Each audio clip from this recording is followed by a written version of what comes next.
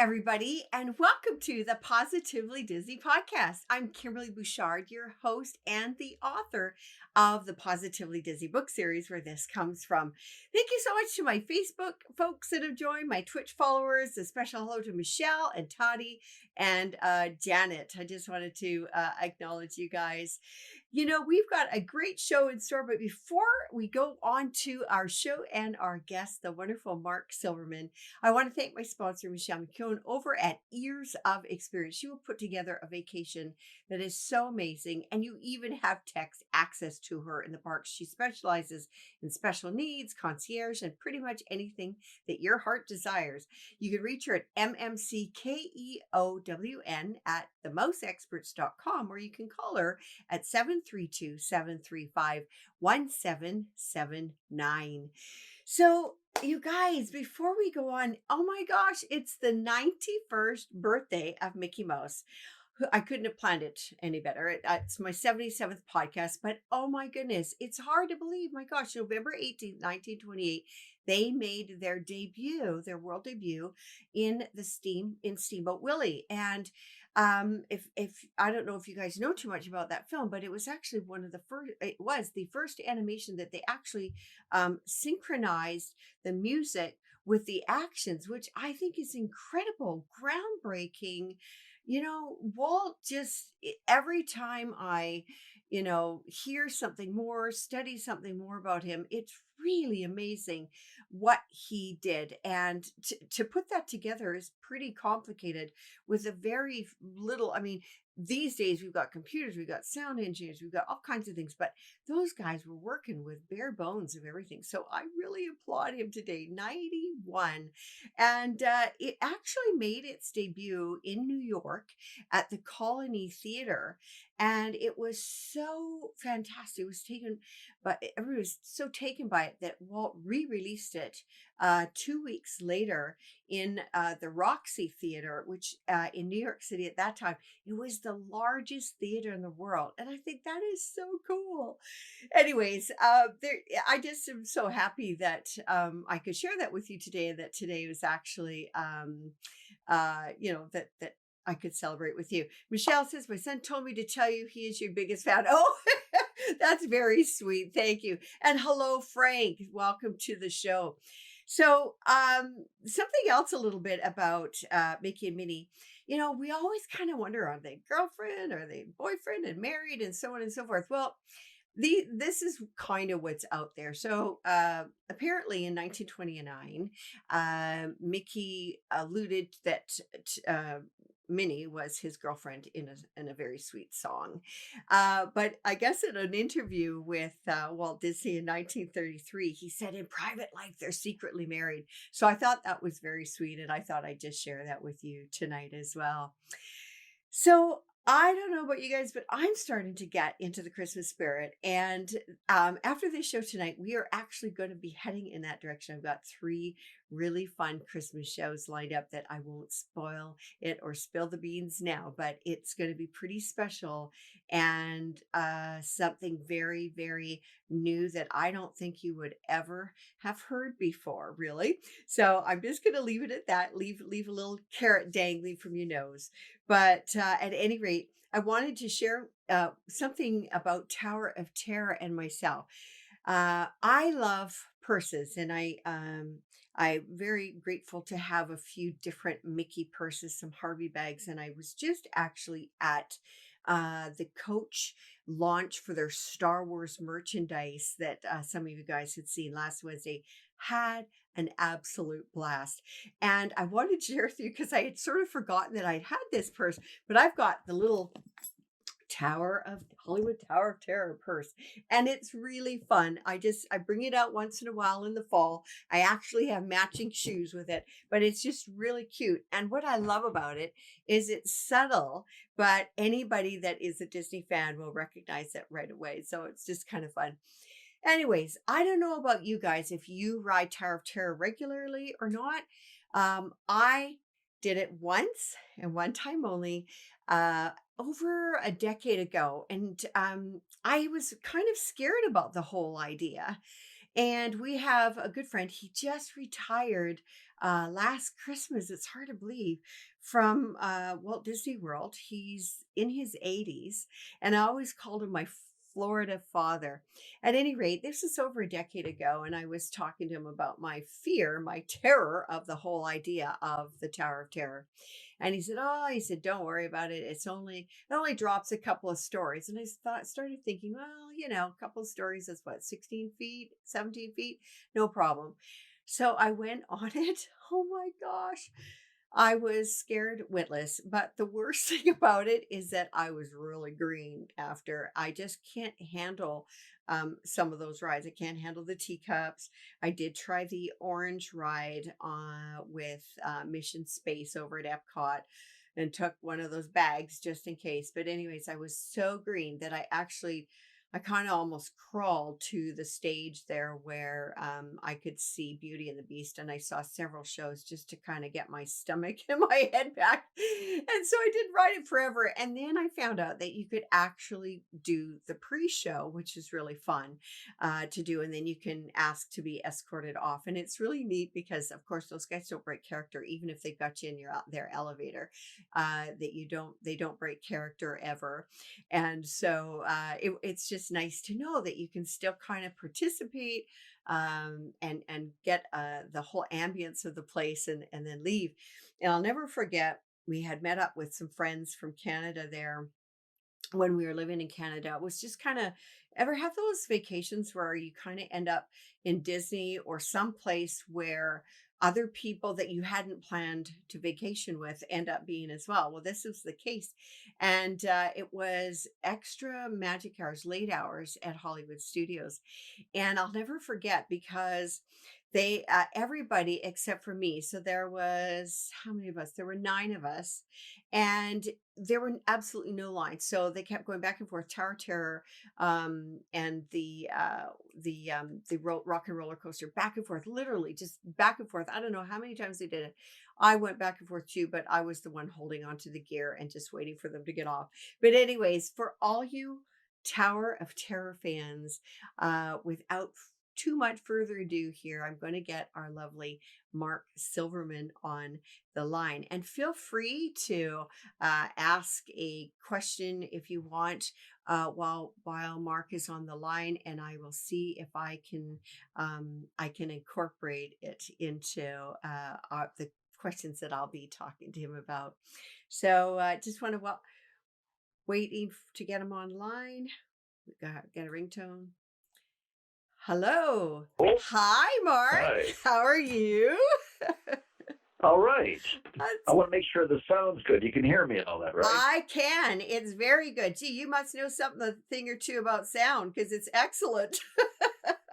Oh, well, terrific. Oh gosh, Mark, it's I was just telling the folks a story that I've only done the Tower of Terror once because I literally am green by the time I'm off the ride and can barely walk straight. But I just think it's so fantastic to know that you are the voice. You're more than the voice and of Tower of Terror. So I wanted to just ask you, so you do Rod Serling's voice, right? And Is this live, by the way? yes, it is. Oh, okay. Just curious. Okay. That's good. It makes it more exciting. It is. Yeah. Some producers think I'm crazy, but this is the only thing I know how to do. So yeah, we're live. All right. Go on. Yeah. So now, what other attractions are you involved in for our audience that are listening out there? Well, there is, for the last about 6 years, there's a voice in front of Pirates of the Caribbean at the Magic Kingdom that sets off the cannons on top of the attraction. And it's part of a scavenger hunt game. You hold a special card over a certain area, Okay. and my voice starts talking like a Spanish soldier. Piratas are attacking. Look under the helmet. And I go through this whole speech, and the cannons shoot off, and it's very exciting. Oh. And that was fun because that was always my favorite Disney attraction. Oh my gosh, you know what? Pirates for sure.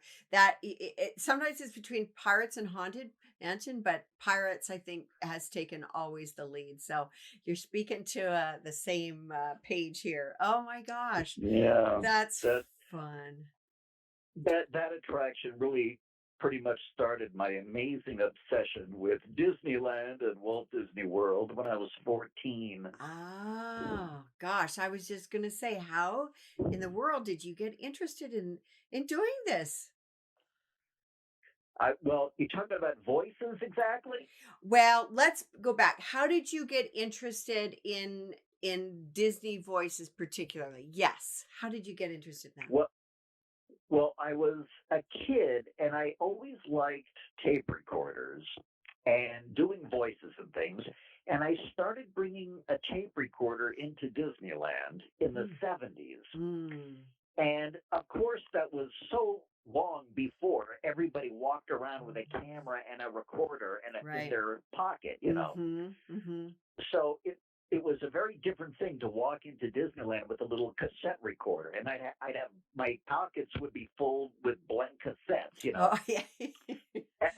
and I would go on the rides and record all the voices, Ah. and then I would come home and just listen to all these tapes and Ah. imagine that I was at Disneyland, and I would practice all the different voices that I heard, Ah. whether it was welcome to Disneyland, or they used to have an attraction called Adventure Through Inner Space. Oh For yeah. centuries, man had but his own two eyes to explore the wonders of his world. Then he invented the microscope, a mighty eye, and explored the vast realm of his own inner space. Or it would be, howdy, folks, welcome aboard the Disneyland Railroad. Or the submarine. I used to Mhm. love that announcing. Dive, dive, dive. Yeah. Take her down easy.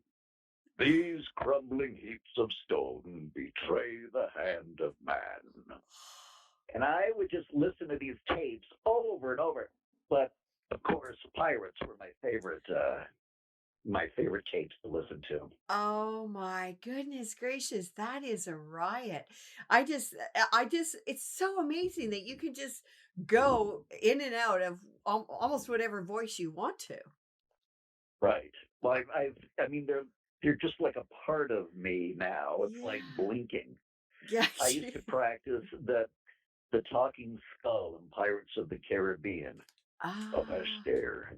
It be too late to alter course, mateys, and there be plundering pirates lurking in every cove, waiting aboard. Sit closer together and keep your ruddy hands inboard. That be the best way to repel boarders. And mark well me words, mateys. Dead men tell no tales.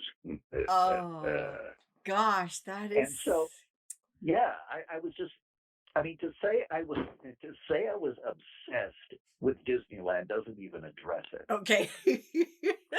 I would think, something that I was wondering. I mean, you could do that so easily. Did you ever pull any pranks on any of your friends, like with voices? Well, well, of course. I Oh, mean, okay. sure. Okay. I, I mean, that's. I used to make a lot of different prank calls. I mean, I would do calls like as old ladies to talk shows, and then Oh. change my voice halfway through the call. I mean, that's pretty odd, but it was really funny. Like I Oh. would call a gardening show, for instance, Oh. and I would say like, "Hello, this is Helen, and I'm having problems growing these daffodils in my yard." And halfway through the call, I would just be saying, "Well, I'll try to keep them out of the sun, and then I'll start talking like this, and they don't know what's happening. They say, we're getting a second voice there, Helen. I don't know why that keeps happening." Oh. Oh my word, that is hilarious. Oh, I could only Yeah. imagine those the folks watching and listen, the hosts of the show just kind of not knowing what hit Oh them. yeah. Yeah, Oh, right. Well, I got the best prank I ever did. okay. I I started talking like Sylvester Stallone a lot, and what happened was I was watching the Larry King show, and this is when I was like 25 or something. Yeah. I was watching the Larry King show, and he has Sylvester Stallone's mother on, Oh, and I called in to see what she would think of my impression. yeah. And she goes, "How did you get through?" And I'm talking like Sylvester, and all of a sudden it says live on CNN. It says Sylvester Stallone on phone, and I'm sitting there in my room looking at that on TV because it's live. So I just answered all Larry King's questions, and Oh, as Stallone, it was very strange. oh my gosh. And she didn't know that you were not her son. Like yeah, you No, managed. no, she really didn't know, but it was a great gag. I mean, I felt great about it. But since then, I've gone into different movie studios and revoiced Sylvester Stallone Oh, for movies and things. you really? Oh my gosh. Now, have you ever met him?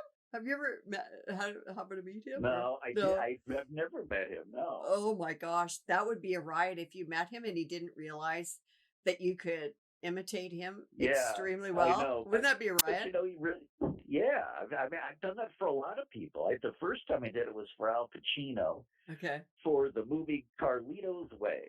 They were going to show that on television, Hmm. and you can't say a lot of the words that were in the movie on regular network Oh television. yeah. So Okay. I would have to. I went into the studio, and Hmm. they show the movie on the screen, Hmm. and they give you the proper beeps so you know exactly when to start talking. Okay. And I would say the lines like Pacino, Uh-huh. but I would take out the bad words and put in more family friendly words, Yes. if you can imagine. Ew. You know, That'd be a lot like of it, dubbing in, I think. it was one of the longest days I ever had. That, that's why if you see Carlito's Way on certain stations, Al Pacino keeps saying, "Forget you" through the whole movie Mm. instead of something else. Oh my word. Mark, I'll just interject here for a second. We've got a guest asking, with all the live action remakes, if you could pick one to be made in which you did a voice, what would it be? What would be your, yeah, Wait, wait, a live action remake of a yeah, movie that's already been made? You mean? yeah. She's talking about a remake that you did a voice. What would it be if you could pick one to be made? If you could, yeah. Well, I did play the king in the English dub of Howls Moving Castle, and that actually would make a very interesting live action movie. In fact, it's probably being talked about, but Uh, who knows? It's a Japanese anime movie by mm, Miyazaki, oh, right. and Disney dubbed all of these movies into English with the biggest movie stars in the world. In fact, in Howl's Moving Castle, Mhm. everybody but me was a famous movie star. Oh, Christian Bale, Billy Crystal, Lord yeah, McCall, yeah. and then I'm in there as the king. So Oh, it was fun. great. But Yeah. that would probably make a great live action movie. Oh, there you go. So that was Janet that had asked about that. So, Yeah. you have a lot of different experiences, and I think you were just at the Tower of Terror party. I think there was a celebration. How many years were they celebrating? I can't even remember off the top of my head. It it opened in the summer of 1994, which makes it 25 25, years old. 25 years old. Oh my gosh. Yep. That's It's been a part of me for 26 years now. Yeah, that's amazing. And we also, some of you guys may or may not know, but the new Twilight Zone that is out, that is Mark on there voicing Rod's voice as well for the Twilight Zone, Yes, they, right? they they brought me in for the last episode to create as they created Rod Serling through CGI, and I got to voice him and do the closing narration, which Uh, was one heck of an honor. And I got to work yeah. with Jordan Peele on the dubbing stage of Paramount for that. But that was fantastic because I been a Twilight Zone fan forever, and Oh, so That was Yeah. great. Yeah, me too, actually. And I do admit I don't like to watch Twilight Zone by myself because I get a little Yeah. frightened. It's the whole narrative. That it's the Yeah. stuff that Yeah. it's the stuff that isn't obvious that becomes the obvious, right? Oh my gosh. Yes. Yeah. So, Mark, I mean, you do all kinds of things, and you had a great party for the 25th anniversary. I think you rode the Tower of Terror with a bunch of folks and had some desserts and all that. But I have to ask, what is your favorite part of the job? Like, yeah. Well, I'll tell you, I like to do it and go to the attraction and see how everybody has such a good time. It's a real thrill to work on something that temporarily takes people's minds off of their problems and all that. Yeah. And that might sound corny and all that, but it's true. It's pretty wonderful. Actually, the opening night of the Tower of Terror in 1994, Mm-hmm. and just seeing so many people in line and talking about it and having a great time, and I was feeling so much a part of that. It was Right. very exciting. Yeah. And I had my same little tape recorder because I was recording the ride and I was recording my own voice this time, so it was very weird. Oh my goodness, that's amazing. That first of all that you still had it, that it still worked. I mean, mind you, it was Yeah. built back in the day that it would be solid and working still. And then to record that night, oh my gosh, what a special memory for you. Yeah, it was really. I mean, it was one of the most satisfying experiences I've ever had. I'll tell you. Oh, I bet. Oh my goodness. So you have, I kind of threw a little curveball and asked you some of the pranks, because of course, you can't be a voice actor without pranking somebody at somewhere along the way, right? But are there Right. any other sort of memorable moments or stories that, during your career that you would like to share with us? Well, let's see. Um, oh yeah. There's so many that were very memorable for me. Hmm. One of them, another one where I got to revoice somebody, and it was very exciting because it was the last movie that Walt Disney personally supervised, where he was actually Oh. walking around on the set. And the movie was called The Happiest Millionaire, and it Ah. starred Fred McMurray. And what's interesting about this is when I was a kid, I Mhm. used to do an impression of all the different TV shows I watched, Mm. whether it was Maxwell's Small H&E Six of Control, or The Wonderful World of Disney, whatever was on. Yeah. So I liked My Three Sons, Yeah. and I had a way of talking like Fred McMurray because he was always befuddled, and Chip, Robbie, and Ernie. I knew how to do that, and Oh. and I didn't think it would ever come in handy. And then in 1997, my agent had an audition for me to try to see if I could sound like Fred McMurray for the restoration of The Happiest Millionaire. What happened was they found in a vault a scene from The Happiest Millionaire that for some reason didn't have an audio track with it. So Oh. they had to revoice the three people in the movie. And the other people were Greer Garson and Tommy Steele. And Fred McMurray was in the scene. So they had this big audition, and I went in to do my Fred McMurray voice, and it was Mhm. almost the only audition I ever had where I knew I was going to get it because I Okay. didn't think anyone walked around talking like Fred McMurray when they were a little boy. It was Yeah. too strange. So, like 3 days later, the phone rang at 9:30 in the morning, and I Mhm. knew what it was. And of course, they said they want you at Disney to be the voice of Fred McMurray. So there was this big screening at Disney Studios, and I was terrified that all of Uh, a sudden my voice would blab out and it would oh. sound so obvious. Uh, But it didn't sound, nobody really noticed, which is the key to the whole thing. yeah. And the movie played well, and I felt pretty good about it. Actually, it's one of those things where the the the more people don't even know you did anything, the better you are. Is what's so funny about it. Ah, yeah, that makes sense. What scene was it? Uh, Mark. It's right.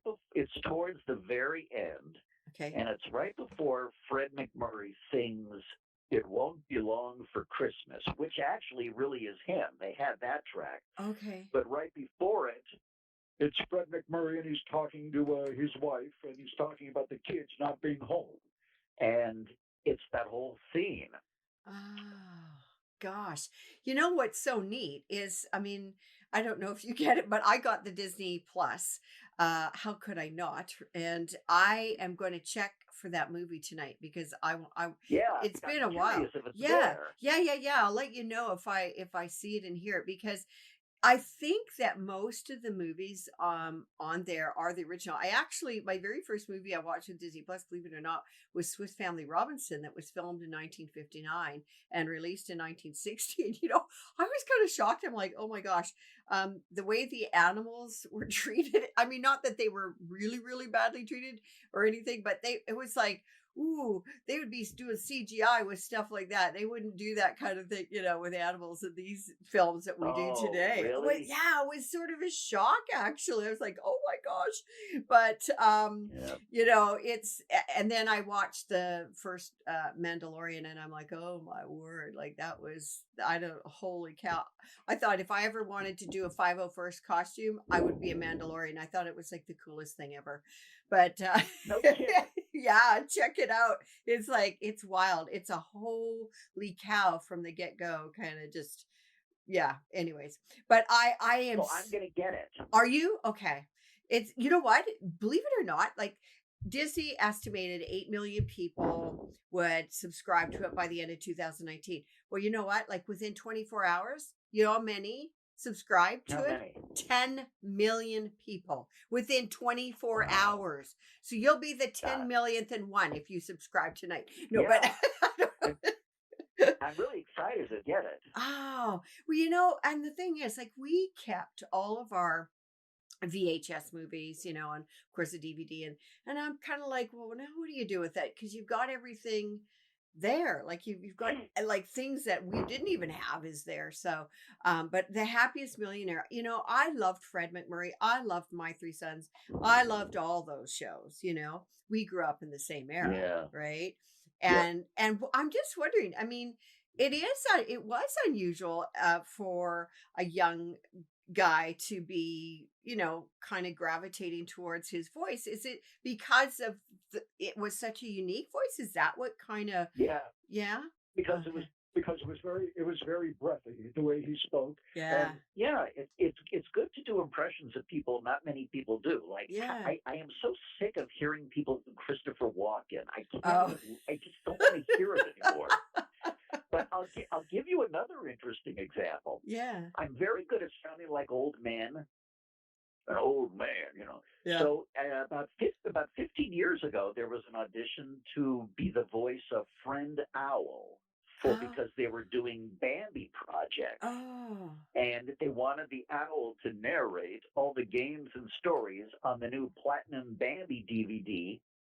And so I went in and started to sound like Friend Owl. oh, Bambi, my. Why, just the other day we was wondering whatever became of you. So I oh, yeah. auditioned and got that job, and I just going into Disney character voices and Yeah. being the voice of an actual classic character Yeah. like that was Yeah. very exciting for me. Oh, man. Yeah, and actually, I think someone told me it's on Disney Plus. If Oh, there's deleted scenes from Bambi, and okay. if you watch something called Bambi's First Snow, it's Okay. a scene that never made the movie, and it's all in storyboard, and Oh, it's about all the little characters playing in the snow, and then at the oh. end. Friend Owl comes out and he starts yelling at all the little animals to get away from here, and you could see that in there. So I Oh, like doing that wow. because it was it's an actor named Will Wright, and he was in Isle of Lucy and Andy Griffith's show. He always was a Oh, cantankerous old man. He played a ah, sheriff on Isle of ah, Lucy. okay. Yeah. Oh, I think that that is quite an honor, I would imagine, for you to voice these iconic voices from the past, so Oh, of well. course. Yeah. Oh, Absolutely. I yeah, mean, it's very exciting yeah, because I've always, I love all these things, and I love Disney and doing yeah. these voices of these old actors. Yeah, it's very exciting for me. Oh. Quite the thrill. That, I just, when I hear all these voices, I remember I used to read to my children every night at bedtime. And I mean, I did a really bad rendition of characters because I'm not an actor, voice actor. But I just wondered, have you ever had a chance to read storybooks to children or Sure, have I've you? gone into a few schools and read, and Oh, it's fun. that's so Sure. special. Oh my gosh. I just think that that is just something that it would be absolutely mesmerizing for those kids to actually have somebody that sounds good, reading their stories cuz as a teacher, I mean, I read stories too and I would kind of change my tone a little bit, but nothing, nothing of Oh, course like you. I'm sure you did. I'm sure they were very happy with Oh, what you did. You don't have to be Mel Blanc to pull it off. yeah. Well, they would have been happier to have you. Let's put it that way. Oh gosh. I want to share with the audience something that it was really kind of fun when I don't even know how I met you, Mark, on Facebook, but Mark is he loves fruitcake, as do I and my husband. And I'm sharing this with the audience because it's going to lead into my another show that I'm going to be doing. But I actually managed. My mom came as a bit of a surprise for me just before Christmas, so a few weeks ago from Canada, and my grandmother's recipe, I've had it, but I never make it. My mom always tends to make it and sends one, ships one to us or whatever.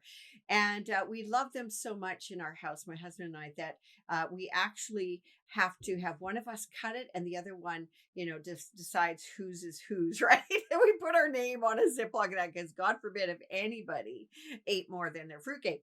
But I just wanted to share with people that I actually sent a little one for my grandmother's recipe. My mom and I made a bunch when she was here, and I guess you enjoyed it. So I was glad to hear that because there's no alcohol in it, but it's just something like an I old like family it. recipe. Yeah, it was I love it. You know what? What else? People make fun of fruitcakes so much that I yeah, don't. I always like to stand up for them yeah. and say, wait a minute, they're not just the. You shouldn't just make fun of them. They're actually pretty good. So I like to, I like to champion them. Yeah, I know they get a bad rap and it's like, well, then there's more for us. But it's something, Yeah. yeah, and there's so many versions out there. And my grandmother lived in the prairie provinces in Canada. And so, their rum wasn't abundant in that back, especially not to farmers, And so people always ask if there's alcohol in it, and there isn't, and I just like to keep it that way. But I'm really glad that it got to you, because who knows if it would have got lost in the mail or sent somewhere else, it wouldn't have been very good to eat after that. I really, I sliced it up and had it with a rich cup of Maxwell House, good to the last drop. Oh gosh, do they still make Maxwell House coffee. that? They Yeah, still you can make still it? get it. Get out! I did. Yeah, you can still get it. Oh my gosh. So I've been a Starbucks person and then, some others, around or whatever, but I did not know that. Maxwell House. I'll have to check that out next time. Yeah, check Oh, it out when you go to Target. It's sitting I right there. okay, I will. I've got a Target not too far from me. Mark, I just want to thank you again so much for coming on the show. It was so fun to have you on. And I just wish you a great holiday season. And I'll let you know if I see anything with the Happiest Millionaire tonight, because that's what I'm going to watch tonight. My husband's in Ireland, you see. And so I have to. I'm going to just binge watch. Well, not really binge watch because I got a lot of work to do, but I'm going to try to watch as much as I can. So, anyways, Well, thank you. yeah. In Thank your you. announcer. I do appreciate it, and thank you for calling and asking about all my different Disney voices and experiences along the way. Thank you and good night. Thank you. Good. That's great, Mark. All right. Good night. Take care. Talk to you soon. Bye. Okay. Bye. Oh my goodness. I want to just say hi to some of you guys that have said hello to me. Mary out there. Mary was mentioning that she actually rode the Tower of Terror with Mark at an event. Kate, hello, Kate. Gina, let's see. I think Brian Schneck was on. David Smith was on. Just want to say hello to you guys. If you are just joining me now, you will actually be able to see the whole show.